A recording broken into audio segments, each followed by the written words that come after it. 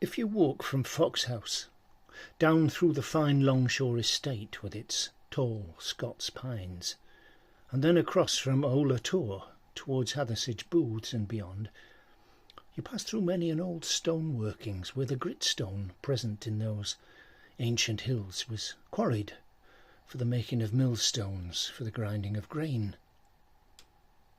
These stones were dispatched across the country back in the day when flour was ground by the power of the wind. Some stones, for reasons now lost in the mysteries of time, never left the side of the hill from which they were carved, and may still be seen lying where they were abandoned, a record of honest human activity from days gone by. But one particular working on that windswept path has a rather murkier history, a spot that to this day still rings with the sounds of those dark times. For it is said that the stone itself has captured the awful vibration of a dark and malevolent act that took place there. In 2014, Geoffrey Moffat, a man in his early 50s, travelled to the Peak District for a 2-week sojourn among the rugged and bleak shoulders of its dramatic landscape. He was a man by no means given to fancy or imagination, having spent his life among initially the ledgers and ultimately the computers of an insurance company in Northampton. He was a man of integrity and scrupulous honesty, with a fine eye for detail and a penchant for facts and figures. He had booked himself a room at the George in the Hathersage for his first week, with a mind to move further into the dark peak for his second 7 days. It must be said at this point that while he was certainly pleased to be vacationing from his workplace, his heart and mind were, however, still filled with sadness at the loss of his wife, Rosalind, some 11 months previously. One Sunday morning, while performing her ablutions, Rosalind had found a number of small lumps beneath her armpits, which, on investigation by a doctor, and subsequently the specialist to whom she was referred, were diagnosed as malignant and terminal. Rosalind, seemingly not wishing to disappoint her doctors, had succumbed within a comparatively short space of time. So 11 months on, Geoffrey found himself alone in the world, the couple having remained childless, and while he had always taken pleasure in his own company, there were still many times, it is true to say, when he missed the companionship of his wife. The first morning of his vacation, however, was bright and sunny, although there was a chill in the air, and the leaves of the trees had started, if not to fall, then certainly to prepare themselves for detachment from the branches to which they clung. It was September, and Geoffrey, having opted to wait the reopening of local schools before he took his summer break. Hathersage was quiet that morning, then, as he left the George Inn, with the exception of a party of older ramblers that had arrived on the 272 from Sheffield. They were milling around the outdoor clothing stores, clutching their walking poles, looking in the windows. Geoffrey knew little of the surrounding countryside, but having had a conversation with the breakfast waiter in the George, he had already decided that he would head initially up the hill towards the Burbage Rocks, and thence northwards to the cresting gritstone wave known as Stanage Edge. He had dressed himself in his newly acquired waterproof trousers, just in case, and new walking boots which he had meticulously polished and had been wearing in over the weeks previous to his arrival. This morning he had also taken advantage of the sandwich-based lunch pack that the George provided, although he had already determined, having once made himself more familiar with the town, to seek to provide his own midday sustenance from now on. He was, however, in good spirits as he walked up Main Street.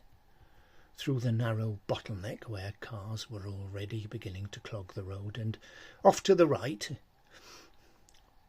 Having previously decided on a path to follow, he now consulted his Ordnance Survey map and felt a delight in changing his mind and opting for a lower path that looked, if perhaps less inviting, certainly less travelled by, and which would take him through a more mixed and therefore interesting terrain.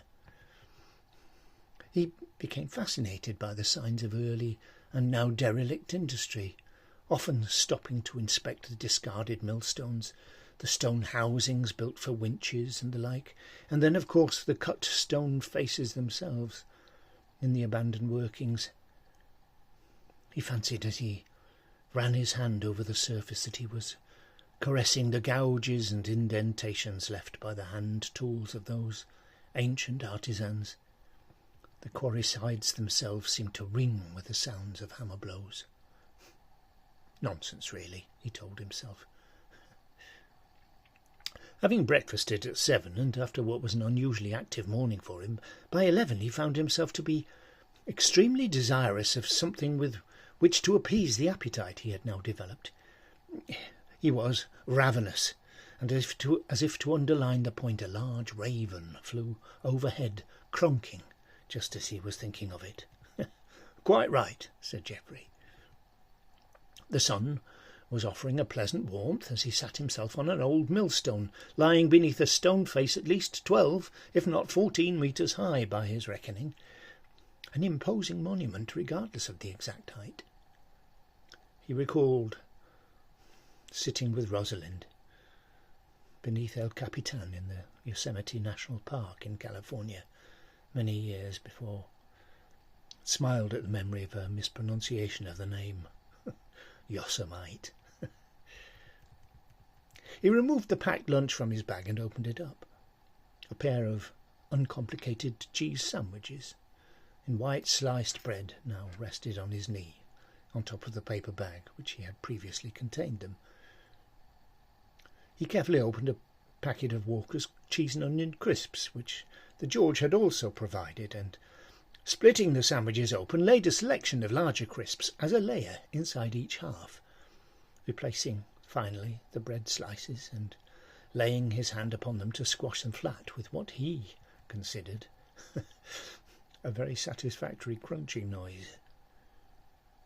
For the first time he noted in himself a sense of release, of liberation. Rosalind would have looked with mild disapproval upon the frivolity demonstrated by his sophisticating of sandwiches after such a fashion. Besides, she could not abide cheese and onion.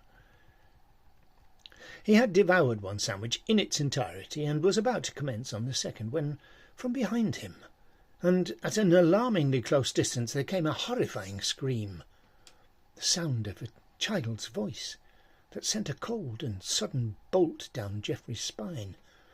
So alarmed was he that he threw his sandwich to the ground in his haste to help the stricken young person, imagining that some unlucky soul must have tumbled from the top.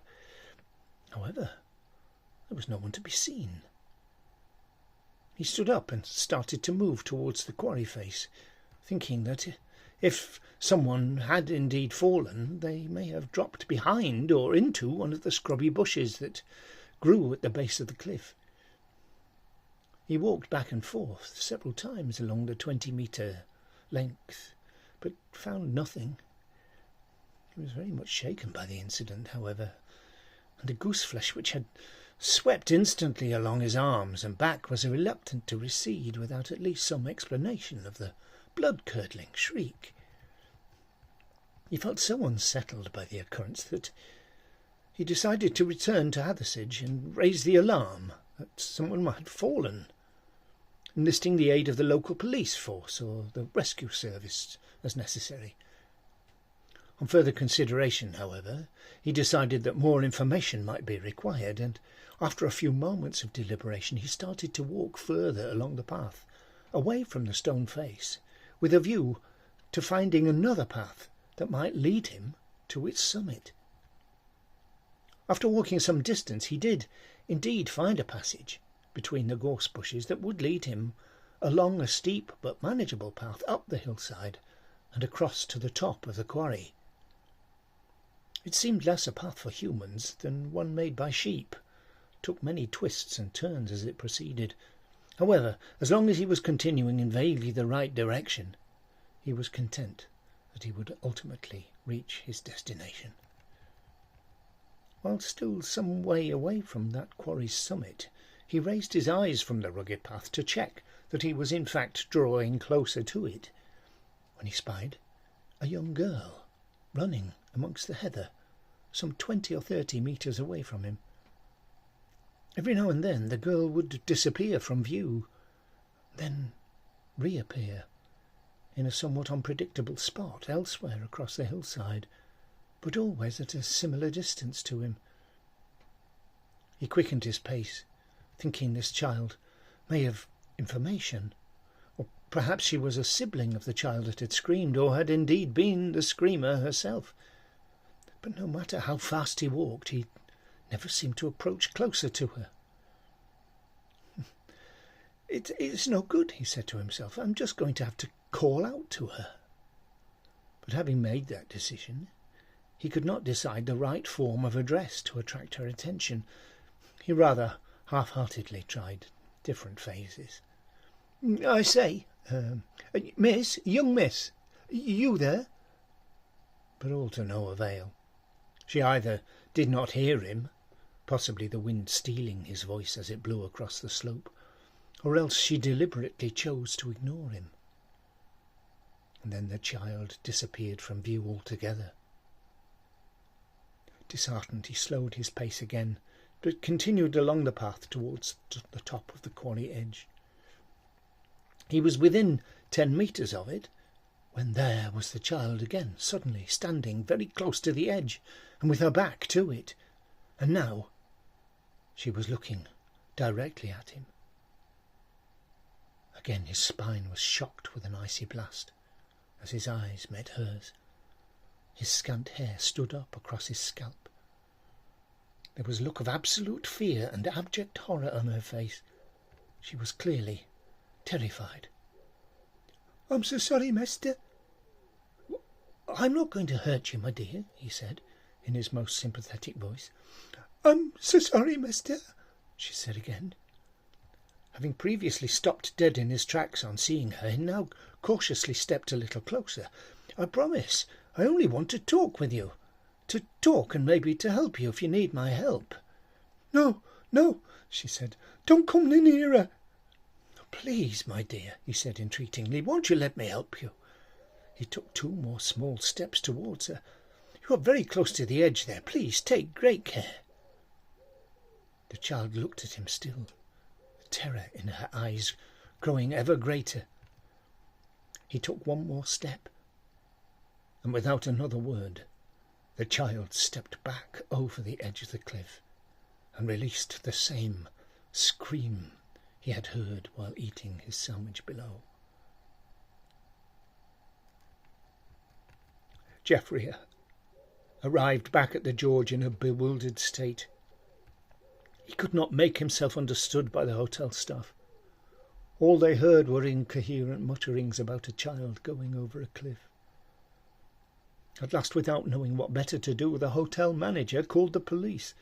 2 officers arrived from Dromfield 45 minutes later and quietly and calmly questioned Geoffrey, who, after a couple of stiff brandies, was able to provide them with enough information for one of the staff to identify the spot where Geoffrey had witnessed the incident. The officers, accompanied by the member of staff, then dispatched themselves to the area, but they were unable to locate any child at the foot of the cliff, living or otherwise. Next morning, Geoffrey decided that he would return home, having been so shaken by the incident. He had packed his bag and was partaking of a cup of sweetened tea in the lounge, when Geraldine Oliver arrived, the elderly cleaner who every morning ran a vacuum over the lounge carpets. The two fell into conversation. "Ah," said Geraldine. "That were young Molly Bynes." "Who?" said Geoffrey, perturbed by Geraldine's nonchalant manner when talking about an injured and possibly dead child. "Molly Bynes. That's where they found her, foot at cliff.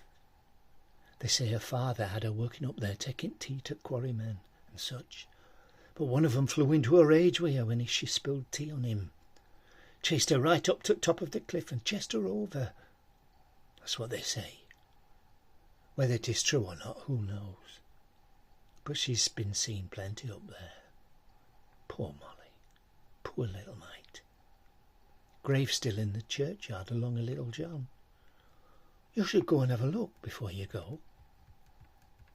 But Geoffrey never did.